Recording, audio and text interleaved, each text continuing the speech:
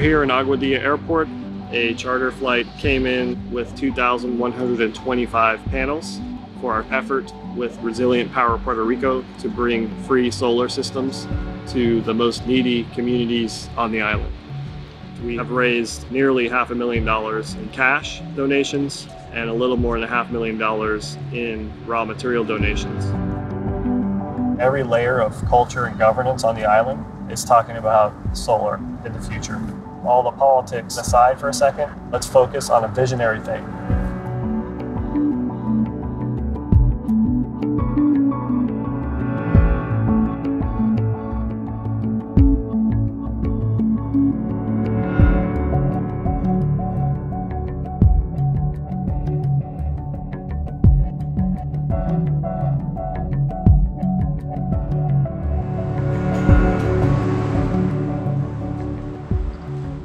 Had a big hurricane. There was no windows, and he was blown away. Okay, come. Let's see. See those strawberries? How many do you count? I see. In high school, I went through the eye of Hurricane Andrew in South Florida. Ended up in the bathroom with my brother and sister with mattresses covering us, and the house was breathing in and out and about to explode. Red tomato. My sister's best friend at 12, she lost her life that night. After living through it, you don't want people to be affected by them as bad. Maybe it's a form of therapy, is to like minimize or at least share knowledge of, here's what's gonna happen next and here's what to expect.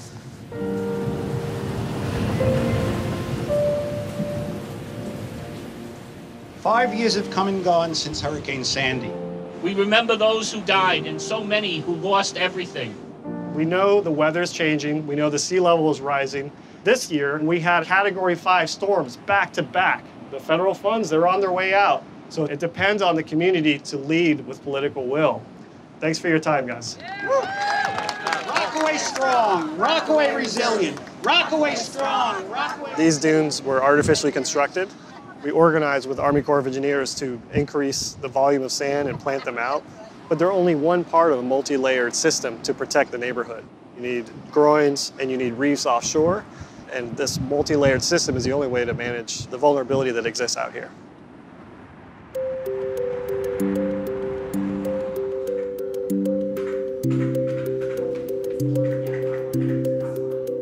Thinking about how green technologies can show a better return on your investment than building in traditional ways. It's been the work of this practice, ever since Walter and I met each other. We've been really lucky. We've basically been able to craft our dream jobs for ourselves. Whether it's government contracts that shape the city's future for sea level rise, or building gardens that protect residents that can't afford gardens, doing the projects that pay the bills, that allow us to do the projects that really matter from the ground up. Idea about the preserve actually just being like hands-off nature. Teaching will always be something that we balance into the mix. Knowing that we have that stable source of income has allowed us to take the kind of risks that we have. Added into that is that I'm a 9-year breast cancer survivor, so that adds to our financial worries. So knowing that we have access to resources and advisors through TIAA has been a big burden off of us. This is where I'm starting to build a moment where the architecture here starts moving into the nature preserve. We've run the studio every year in this format where we take a project that's actually ongoing in our office and let the students come up with their own agenda. One of the larger projects is redesigning a whole new neighborhood in New York City. This is right on the beach, it's in Rockaway, and it's a public-private partnership. And so we've been master planning this neighborhood. I actually live in that tall building right there. This is Auburn View. When Sandy happened, I left, and we didn't return until a year later. It was like a war zone here. Like, you would have thought that we had had a war. We worked on that project. We'd see the solar on the roof. Yes, remember, we all advocated for that. Rockaway Wildfire and the Upward awesome. Coalition. Walter and Jennifer helped do the green resiliency planning in the new developments coming up in Rockaway. Being a part of the projects makes it better because we want somebody that's going to be involved and invested. The expertise that's inherent in just living in a community for a few years, a few generations, that in itself is equally valuable to the design process. A lot of the tenants don't know that this is government money to help resiliency. And they think that it's being beautified for other people to come in here and think that it's okay. It's so beautiful and wonderful, but they don't realize that it's here to save our lives. Post-Sandy, the amount of need in Rockaway was really vast. And so we just went back, started fundraising and getting as much money as we could, starting with $30,000 and then ending up with $3 million from the city of New York to deliver solar for free in Rockaway to underserved areas. Which helps them recoup their financial losses from Sandy, but then hopefully it also helps them to grow their business and reinvest those resources in the community and continue to help.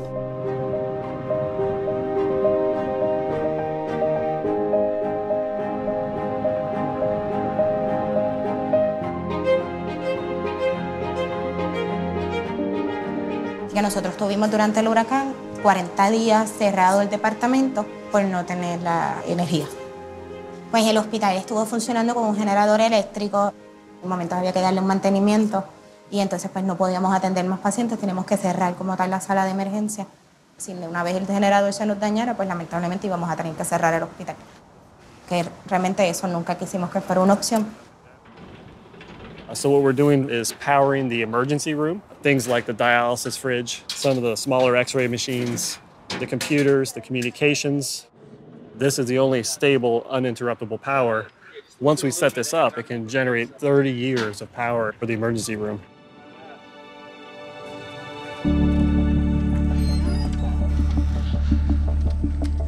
So this was the height of the water in Hurricane Sandy. And so this whole neighborhood was all this height. So every single house was about 5 or 6 feet underwater. So we're slowly repairing. 5 years later, one paycheck at a time.